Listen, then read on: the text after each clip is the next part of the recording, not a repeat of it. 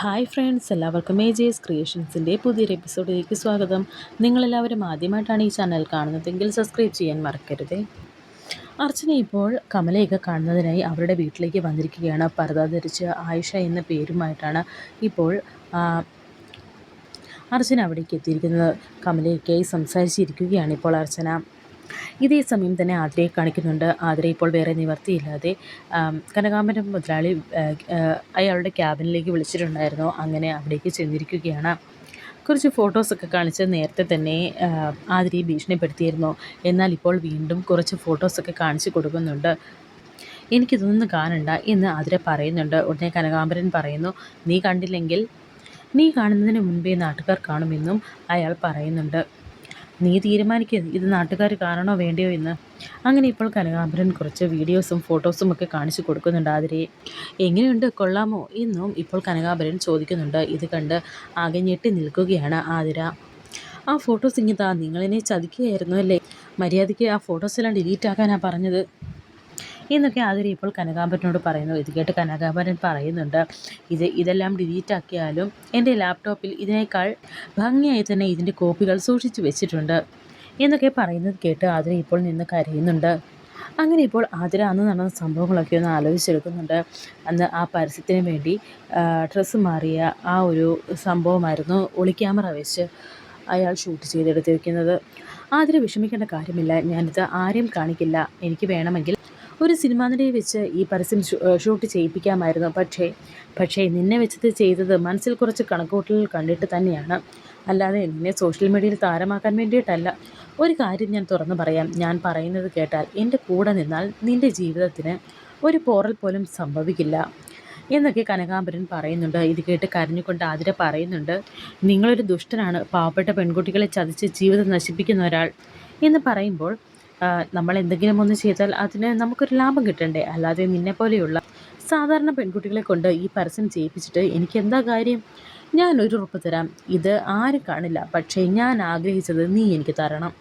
അഥവാ നീ പോയി പോലീസിൽ പരാതിപ്പെട്ടാലോ വീട്ടുകാരോട് പറഞ്ഞാലോ നീയും കുടുംബവും തന്നെയാണ് നാറുന്നത്. അങ്ങനെ നിൻ്റെ ഭാഗത്തു നിന്നും എന്തെങ്കിലും ഒരു നീക്കമുണ്ടായാൽ ഇത് ഞാൻ അപ്പോൾ തന്നെ സോഷ്യൽ മീഡിയയിലിടും. പിന്നെ പത്രം, ചാനലുകൾ, സോഷ്യൽ മീഡിയ എല്ലായിടത്തും നീ മാത്രമായിരിക്കും താരം എന്നൊക്കെ കനകാംബരൻ ഇപ്പോൾ ആതിരയെ പറഞ്ഞ് ഭീഷണിപ്പെടുത്തുന്നുണ്ട്. ദയവ് ചെയ്ത് എൻ്റെ ജീവിതം ഇല്ലാതാക്കരുത്, എനിക്കൊരു മോളുണ്ട്, ഒരു കുടുംബമുണ്ട്, എന്നെ ചതിക്കരുത്, എൻ്റെ ജീവിതം ഇല്ലാതാക്കരുത് എന്നൊക്കെ കരഞ്ഞുകൊണ്ട് ഇപ്പോൾ ആതിര പറയുന്നു. നിൻ്റെ ഭർത്താവിന് നിന്നെ വേണ്ട, അപ്പോൾ പിന്നെ നമുക്ക് യാതൊരു തടസ്സവുമില്ല. നീ ഒന്ന് നന്നായിട്ട് ആലോചിക്ക്. ഇനിയും സമയമുണ്ടല്ലോ, എന്തായാലും ഉടനെ ഒന്നും ഞാൻ ചെയ്യില്ല. നിൻ്റെ മറുപടി അറിഞ്ഞതിന് ശേഷം എന്താ ചെയ്യേണ്ടതെന്ന് ഞാൻ തീരുമാനിക്കാം എന്നൊക്കെ കനകാംബരൻ പറയുന്നുണ്ട്. ഇത് കേട്ട് ഇപ്പോൾ കരഞ്ഞുകൊണ്ട് ആതിര പോകാൻ തുടങ്ങുമ്പോൾ ആതിരയെ അയാൾ വീണ്ടും തടഞ്ഞു നിർത്തിയിട്ട് പറയുന്നുണ്ട്, ഒന്ന് നിന്നെ, നാളെ മുതൽ നീ ഓഫീസിൽ വരാതിരിക്കുകയോ എന്തെങ്കിലും ചെയ്യാനോ തുടങ്ങിയാൽ നീ അനുഭവിക്കും എന്നൊക്കെ ഇപ്പോൾ പറയുന്നുണ്ട് കനകാംബരൻ. ശേഷം കാണിക്കുന്നത് അർച്ചനയാണ്. അർച്ചന ഇപ്പോൾ അവരോട് എല്ലാവരോടുമായി സംസാരിച്ചു കൊണ്ടിരിക്കുന്നുണ്ട്. ഈ സ്വയം സ്നേഹ ഇപ്പോൾ ചോദിക്കുന്നുണ്ട്, ചേച്ചിയുടെ ഭർത്താവിൻ്റെ ജോലി ഗൾഫിൽ എന്താണ് എന്ന്. അവിടെ ഒരു ടാക്സി കൊടുക്കുന്ന ജോലിയാണ് എന്ന് അർച്ചന പറയുമ്പോൾ, ഓ അപ്പോൾ നമ്മുടെ സച്ചിമോനെ പോലെ തന്നെയല്ലേ എന്നിങ്ങനെ പറയുന്നുണ്ട് കമല. ഇത് കേട്ട്, സച്ചിയെ പോലെ എന്നല്ല, സച്ചി തന്നെയാണ് എൻ്റെ ഭർത്താവ്, നിങ്ങളോടെല്ലാം തുറന്ന് പറയണമെന്ന് എനിക്ക് ആഗ്രഹമുണ്ട്, പക്ഷേ ഇപ്പോൾ അതിന് സാധിക്കില്ല എന്നൊക്കെ മനസ്സിൽ വിചാരിക്കുകയാണ് ഇപ്പോൾ അർച്ചന. മോളെന്തായി ആലോചിക്കുന്നത് എന്ന് കമല ഇത് കണ്ട് ചോദിക്കുന്നു. അത് സച്ചിയുടെ കൂട്ടുകാരനായ എൻ്റെ ഭർത്താവിനെക്കുറിച്ച് ആലോചിക്കുകയായിരുന്നു എന്ന് അർച്ചന പറയുന്നുണ്ട്. മോളുടെ വീട്ടിൽ ആരൊക്കെയുണ്ട് എന്ന് കമല ചോദിക്കുമ്പോൾ, ഇവിടെയുള്ളതുപോലെ തന്നെ അനിയത്തിയും ഭർത്താവിൻ്റെ അനിയത്തിമാരും അനിയനും അങ്ങനെ എല്ലാവരുമുണ്ട് എന്ന് അമ്മ, അങ്ങനെ എല്ലാവരുമുണ്ടെന്ന് പറയുന്നുണ്ട് അർച്ചന. അപ്പോൾ കമല ചോദിക്കുന്നുണ്ട്, അച്ഛനോ എന്ന്. അച്ഛൻ എന്നിങ്ങനെ പറഞ്ഞിരിക്കുന്നുണ്ട് ഇപ്പോൾ. ഇത് കേട്ട് അർച്ചന ഉടനെ തന്നെ അർച്ചന ഇങ്ങനെ ഇരുന്ന് നിന്ന് പുറകിലേക്ക് തിരിഞ്ഞു നോക്കുന്നുണ്ട്. അപ്പോഴാണ് ആ രണ്ടുപേരും, അർച്ചനയുടെ അച്ഛനും സച്ചിയുടെ അച്ഛനും രണ്ടുപേരും മരിച്ചു പോയി എന്നുള്ള വിവരം അർച്ചന അറിയുന്നത്. ആ ഫോട്ടോയിൽ മാല തൂക്കിയിട്ടിട്ടുണ്ടായിരുന്നു രണ്ടുപേരുടെയും ഫോട്ടോയിൽ. അത് സേതുവേട്ടൻ, ഈ ഇരിക്കുന്നതാണ് എൻ്റെ മാഷ് എന്നൊക്കെ ഇങ്ങനെ പറയുന്നുണ്ട് കമല. എന്നാൽ സ്വന്തം അച്ഛനും മരിച്ചു പോയി എന്നുള്ള വിവരം അർച്ചനയ്ക്ക് അറിയില്ലായിരുന്നു. അത് കണ്ട് ഇങ്ങനെ ഞെട്ടി നിൽക്കുന്നുണ്ട് അർച്ചന. അവർ രണ്ടുപേരും മരിച്ചിട്ട് 10 വർഷം കഴിഞ്ഞു എന്ന് പറയുന്നുണ്ട് ഇപ്പോൾ കമല. ഈ സമയം അനഘ ഇപ്പോൾ അർച്ചനയ്ക്കുള്ള ചായയൊക്കെ ആയിട്ട് വന്നിട്ടുണ്ട്. ഈശ്വര, ചായ കൊടുക്കണമെങ്കിൽ മുഖത്തെ ഈ തുണി മാറ്റണമല്ലോ എന്നൊക്കെ ഇങ്ങനെ മനസ്സിൽ വിചാരിക്കുകയാണ് അർച്ചന. എന്നിട്ട് പറയുന്നുണ്ട്, എനിക്കിപ്പോൾ ചായ വേണ്ട, അങ്ങനെ ഇടയ്ക്ക് ചായ കുടിക്കുന്ന പതിവൊന്നും എനിക്കില്ല എന്നൊക്കെ അർച്ചന ഇങ്ങനെ പറയുന്നുണ്ട്. ഉടനെ കമല ചോദിക്കുന്നുണ്ട്, എങ്കിൽ പിന്നെ തണുത്തത് എന്തെങ്കിലും എടുക്കാമെന്ന്. ഉടനെ അർച്ചന പറയുന്നുണ്ട്, അത് വേണ്ട, എനിക്ക് തൊണ്ടയ്ക്ക് നല്ല സുഖമില്ല, തണുത്തതും കൂടെ കഴിച്ചാൽ പിന്നെ അത് കൂടുതൽ പ്രശ്നമാകും എന്നൊക്കെ പറഞ്ഞ് ഇങ്ങനെ ഒഴിഞ്ഞു മാറാൻ ശ്രമിക്കുകയാണ് ഇപ്പോൾ അർച്ചന. അങ്ങനെ അവരിപ്പോൾ കൂടുതലൊന്നും ചോദിക്കാതിരിക്കാൻ വേണ്ടി, ഞാനെങ്കിലും ഇറങ്ങട്ടെ, എനിക്ക് അത്യാവശ്യമായി ഒരു സ്ഥലം വരെ പോകാനുണ്ട് എന്നൊക്കെ അർച്ചന പറയുമ്പോൾ, ഇവിടം വരെ വന്നിട്ട് ഒന്നും കഴിക്കാതെ പോയാൽ എങ്ങനെ, ഇപ്പോൾ കഴിക്കാതെ പോകാൻ സമ്മതിക്കില്ല എന്നൊക്കെ കമല പറയുമ്പോൾ, എനിക്കിപ്പോൾ ബാങ്കിൽ പോകേണ്ട ഒരു അത്യാവശ്യമുണ്ട്, പിന്നീട് ഒരിക്കൽ വന്ന് നമുക്ക് ഒരുമിച്ചിരുന്ന് ഭക്ഷണം കഴിക്കാമെന്നൊക്കെ ഇങ്ങനെ പറയുന്നുണ്ട് അർച്ചന. എന്നിട്ട് വളരെ സങ്കടത്തോടെ തന്നെ രണ്ട് അച്ഛന്മാരുടെയും ഫോട്ടോയിലേക്ക് ഇങ്ങനെ നോക്കുന്നു. അങ്ങനെ ഇപ്പോൾ അർച്ചന പോകാൻ തുടങ്ങുന്നുണ്ട്, പുറത്തേക്ക് ഇറങ്ങുന്നുണ്ട്. ഉടനെ കമല പറയുന്നുണ്ട്, സച്ചിയുള്ള സമയത്താണ് മോള് വന്നിരുന്നെങ്കിൽ നന്നായിരുന്നേനെ എന്ന് പറയുമ്പോൾ, എന്ന് കമല പറയുമ്പോൾ, സച്ചിയേട്ടൻ ഊണ് കഴിക്കാനുള്ള സമയമായി, സച്ചിയേട്ടൻ ഇവിടെ വന്നാണ് കഴിക്കുന്നത്, കുറച്ചു നേരം നിൽക്കുകയാണെങ്കിൽ സച്ചിയേട്ടനെ കണ്ടിട്ട് പോകാമെന്നൊക്കെ ഇങ്ങനെ പറയുന്നുണ്ട് അനഘ. അങ്ങനെ ഇപ്പോൾ അർച്ചന ഇറങ്ങാൻ തുടങ്ങുന്ന സമയം സച്ചി ഇപ്പോൾ ഊണ് കഴിക്കാനായി വീട്ടിലേക്ക് വന്നിട്ടുണ്ട്. ദൈവമേ, സച്ചിയേട്ടൻ എന്നിങ്ങനെ മനസ്സിൽ വിചാരിക്കുന്നുണ്ട് അർച്ചന. വളരെയധികം ടെൻഷനോടെ തന്നെയാണ് ഇപ്പോൾ അർച്ചന അവിടെ നിൽക്കുന്നത്. സച്ചി എങ്ങാനും കണ്ടുപിടിക്കുമോ എന്നുള്ള ഒരു പേടിയാണ് ഇപ്പോൾ അർച്ചനയ്ക്ക്. പറഞ്ഞു തീർന്നില്ല, അതിനു മുമ്പേ സച്ചിയേട്ടൻ എത്തിയല്ലോ എന്നൊക്കെ ഇങ്ങനെ സ്നേഹ അവിടെ നിന്ന് പറയുന്നു. അങ്ങനെ ഇപ്പോൾ സച്ചി അകത്തേക്ക് കയറി വരുന്നുണ്ട്. സച്ചിയേട്ടാ, ഇതാരാണെന്ന് മനസ്സിലായോ? ഇതാണ് ആയിഷ ചേച്ചി, ഏട്ടൻ്റെ കൂട്ടുകാരൻ്റെ ഭാര്യ, ഓർമ്മയില്ലേ അന്ന് പണം കൊണ്ട് തന്നത് എന്നൊക്കെ സ്നേഹി ഇങ്ങനെ പറയുമ്പോൾ, കമല ഇപ്പോൾ അർച്ചനയോട് പറയുന്നുണ്ട്, ഇത് എൻ്റെ അച്ചുമോളുടെ ഭർത്താവാണ് സച്ചി, മനസ്സിലായില്ലേ എന്നൊക്കെ ഇങ്ങനെ ചോദിക്കുന്നു. ഉടനെ അർച്ചന മനസ്സിൽ വിചാരിക്കുന്നുണ്ട്, അമ്മയുടെ അച്ചുമോൾ ഞാൻ തന്നെയാണ്, സച്ചിയേട്ടന് എനിക്കറിയാവുന്നതുപോലെ നിങ്ങൾക്ക് ആർക്കും അറിയില്ല എന്നൊക്കെ മനസ്സിലിങ്ങനെ വിചാരിച്ച് നിൽക്കുന്നുണ്ട് അർച്ചന. എന്നാൽ സച്ചി ഇപ്പോൾ ആലോചിക്കുന്നത്, അന്ന് അവരുടെ കോടതിയിൽ വെച്ച് ഇതുപോലെ ഒരാളെ കണ്ടിരുന്നു, ആ ഒരു സംഭവം ഇങ്ങനെ ആലോചിക്കുകയാണ് സച്ചി. ഇത് കണ്ട് കമല ചോദിക്കുന്നുണ്ട്, നീ എന്താ മോനെ ആലോചിക്കുന്നത്? ആയിഷമോളെ കണ്ടിട്ട് നീ എന്തിങ്ങനെ നോക്കി നിൽക്കുന്നത് എന്നൊക്കെ കമല ചോദിക്കുമ്പോൾ, സച്ചി ഇപ്പോൾ അർച്ചനയോട് ചോദിക്കുന്നുണ്ട്, ആയിഷയെ കണ്ടാലൊരു കാര്യം ചോദിക്കണമെന്ന് ഞാൻ വിചാരിച്ചതാണ്. ഗൾഫിൽ എനിക്ക് ഇങ്ങനെ പണം തന്ന് സഹായിക്കാൻ അങ്ങനെ സുഹൃത്തുക്കളില്ല, ആകെ 1-2 പേരേ ഉള്ളൂ, അവരുമായി വർഷങ്ങളായി ഞാനൊരു കോണ്ടാക്റ്റുമില്ല, പിന്നെ ഇതെങ്ങനെയാണ് എന്നൊക്കെ ഇങ്ങനെ സച്ചി ചോദിക്കുന്നു. അത് പിന്നെ പണം തരാൻ ആരെങ്കിലും ഉണ്ടോ എന്നൊന്ന് ഓർത്ത് നോക്കിക്കേ എന്നൊക്കെ ഇങ്ങനെ പറയുന്നുണ്ട് അർച്ചന. എനിക്ക് പണം തരാൻ അങ്ങനെ ആരുമില്ല എന്ന് സച്ചി പറയുന്നുണ്ട്.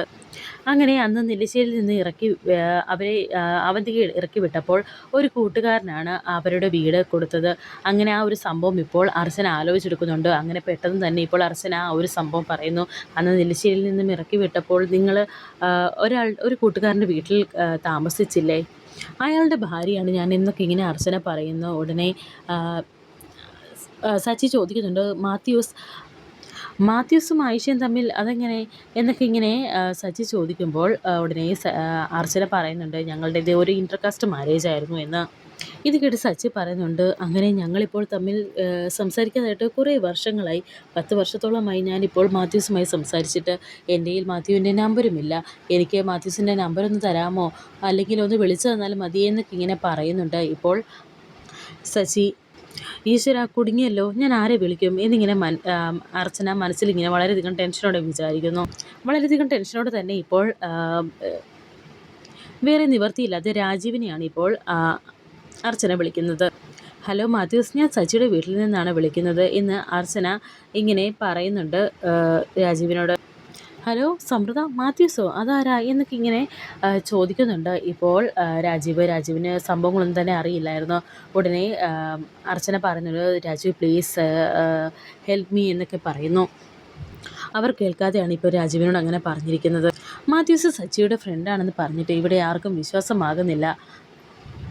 അന്ന് നെല്ലിശ്ശേരിയിൽ നിന്നും അവർ ഇറങ്ങി പോന്നപ്പോൾ നമ്മുടെ വീട്ടിൽ താമസിക്കേണ്ടി വന്ന കാര്യമൊക്കെ അതൊക്കെ പറയേണ്ടി വന്നു എന്നൊക്കെ അർച്ചന ഇപ്പോൾ ഇങ്ങനെ രാജീവിനോട് പറയുന്നുണ്ട്. ഉടനെ രാജീവ് ഇപ്പോൾ ചോദിക്കുന്നുണ്ട്, എന്തിനാ ഇങ്ങനെ ഈ റിസ്ക് ഒക്കെ എടുക്കുന്നത്, സച്ചി അടുത്തുണ്ടോ എന്നും രാജീവ് ഇപ്പോൾ ചോദിക്കുന്നുണ്ട്.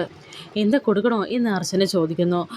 ശരി കൊടുക്ക്, ഞാൻ സംസാരിക്കാം, അതൊക്കെ ഞാൻ ഡീൽ ചെയ്തോളാമേ എന്ന് പറഞ്ഞ രാജീവ് ഇപ്പോൾ സച്ചിയുമായി സംസാരിക്കുകയാണ്. എന്താണ് സച്ചി, നീ എന്നെ മറന്നുപോയോ എന്ന് രാജീവ് ചോദിക്കുന്നു. മാത്യൂസേ, നമ്മൾ തമ്മിൽ സംസാരിച്ചിട്ട് 10 വർഷം കഴിഞ്ഞു എന്നൊക്കെ സച്ചി പറയുമ്പോൾ, അതെ, അന്ന് അവസാനമേ നമ്മൾ സംസാരിച്ചത് ആ വീടിൻ്റെ കാര്യത്തിനായിരുന്നു എന്നൊക്കെ ഇങ്ങനെ രാജീവ് പറയുമ്പോൾ, അങ്ങനെ ഇപ്പോൾ ഓരോ കാര്യങ്ങളൊക്കെ പറഞ്ഞ് രാജീവ് സച്ചിക്ക് ഒട്ടും സംശയമില്ലാത്ത രീതിയിൽ തന്നെ സംസാരിക്കുന്നുണ്ട്. അപ്പോൾ നീ എങ്ങനെയാണ് എൻ്റെ ഇപ്പോഴത്തെ കാര്യങ്ങളൊക്കെ അറിഞ്ഞത് എന്ന് സച്ചി ഇപ്പോൾ രാജീവിനോട് ചോദിക്കുന്നു. അതൊക്കെ നമുക്ക് നേരിട്ട് കാണുമ്പോൾ സംസാരിക്കാം. ഞാൻ 2 മാസം കഴിയുമ്പോൾ നാട്ടിലേക്ക് വരുന്നുണ്ട്. അന്ന് നമുക്കൊന്ന് കാണാം. നിനക്ക് പണത്തിന് എന്തെങ്കിലും ആവശ്യമുണ്ടെങ്കിൽ ആയിഷയോട് പറഞ്ഞാൽ മതി. ഞാൻ വന്നു കഴിയുമ്പോൾ നമുക്കൊന്ന് കൂടണം എന്നും ഒക്കെ രാജീവ് ഇങ്ങനെ പറയുന്നുണ്ട്. ശരി, ഞാനെങ്കിൽ ആയിഷയുടെ കയ്യിൽ ഫോൺ കൊടുക്കാം എന്ന് പറഞ്ഞ് സച്ചി ഇപ്പോൾ അർച്ചനയുടെ കയ്യിൽ ഫോൺ കൊടുക്കുന്നുണ്ട്. എന്തെങ്കിലും ചെയ്യാൻ പോകുന്നതിന് മുൻപേ ഒരു വാക്ക് പറഞ്ഞുകൂടായിരുന്നോ എന്ന് രാജീവ് ചോദിക്കുന്നുണ്ട്. എന്നാൽ ഞാനെങ്കിൽ വൈകുന്നേരം വിളിക്കാമെന്ന് പറഞ്ഞ് അർച്ചന ഇപ്പോൾ ഫോൺ വെക്കുകയാണ്. നിങ്ങളുടെ കല്യാണം വളരെ കഷ്ടപ്പാടായിരുന്നു എന്ന് പറയുന്നത് കേട്ടല്ലോ, അതെന്താ അങ്ങനെ എന്നൊക്കെ സച്ചി ചോദിക്കുന്നുണ്ട്. അത് ഇനി ഇവിടെ നിന്നാൽ ശരിയാവില്ല. ഓരോ ചോദ്യത്തിനും എനിക്ക് ഉത്തരമില്ലാതായി പോകും. അതുകൊണ്ട് എത്രയും പെട്ടെന്ന് ഇവിടെ നിന്നും പോയേ പറ്റൂ എന്നിങ്ങനെ മനസ്സിൽ വിചാരിക്കുന്നുണ്ട് അർച്ചന. എനിക്കൊരല്പം ധൃതി ഉണ്ടായിരുന്നു, പിന്നീട് വരുമ്പോൾ സംസാരിക്കാം. എനിക്ക് പോയിട്ട് കുറച്ച് കാര്യങ്ങളൊക്കെ ഉണ്ട് എന്നൊക്കെ പറഞ്ഞ് അർച്ചന ഇപ്പോൾ പോകാൻ തുടങ്ങുമ്പോൾ, എന്തെങ്കിലും കഴിച്ചിട്ട് പോകാൻ മോളെ എന്ന് പറയുന്നുണ്ട് കമല. ഇനിയൊരു ദിവസമാകട്ടെ ഇവിടേക്ക് വരാമെന്നൊക്കെ പറയുന്നു. അർച്ചനയും പറയുന്നുണ്ട്, സച്ചി കൊണ്ട് വിടും മോളെ, നടന്നു പോകണ്ട എന്ന് കമല പറയുമ്പോൾ, ഏയ് അതൊന്നും വേണ്ട, എനിക്ക് പോകുന്ന വഴിക്ക് ചില സാധനങ്ങളൊക്കെ വാങ്ങാനുണ്ട് എന്നൊക്കെ പറഞ്ഞ് അർച്ചന ഇപ്പോൾ അവിടെ നിന്നും ഇറങ്ങുകയാണ്. ഇറങ്ങാൻ നേരം ഒന്നുകൂടി അവരെല്ലാം ഒന്ന് തിരിഞ്ഞു നോക്കുന്നുണ്ട് അർച്ചന. ശേഷം കാണിക്കുന്നത് ഇപ്പോൾ ആരതിയും ഗോകുലിനെയുമാണ്. ഗോകുൽ ഇപ്പോൾ സച്ചി വീട്ടിൽ വന്ന കാര്യങ്ങളൊക്കെ സംസാരിക്കുകയാണ് ആരതിയോട്. വരാനിരിക്കുന്ന പുതിയ എപ്പിസോഡുകളുമായി വീണ്ടും കാണാം. Thank you for watching.